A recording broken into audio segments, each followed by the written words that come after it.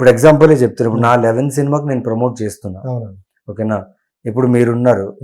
ఇన్‌స్టాగ్రామ్‌లో చూసి నా 11 సినిమా వీడియోని ఫుల్ వీడియో చూసారు. నెక్స్ట్ వీడియో కూడా 11 ఉందనుకో. ఆ 2 వీడియోలు మీరు ఫుల్‌గా చూస్తే మీకు దానికి సంబంధించింది అన్నీ వస్తుంటాయి.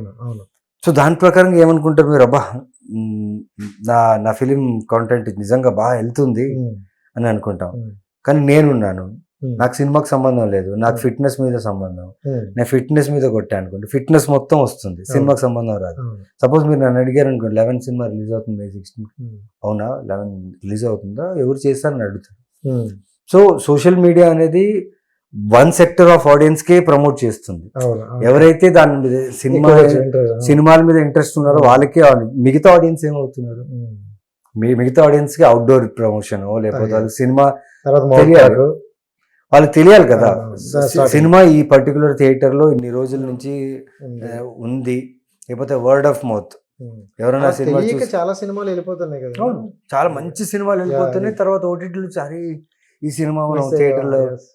సో ఎక్కడో ఆడియన్స్కి, ప్రొడక్షన్ హౌసెస్కి, యాక్టర్స్కి మధ్య ఎక్కడో ఒక థిన్ లైన్ ఉంటుంది. ఆ థిన్ లైన్ మిస్ అవుతే మేము చేసిన మంచి సినిమా అయినా ఆడియన్స్ దగ్గరికి వెళ్ళదు. తర్వాత ఓటీటీలో వెళ్ళిన తర్వాత అరే ఈ సినిమా మన థియేటర్లో చూస్తుంటే బాగుండేది కదా.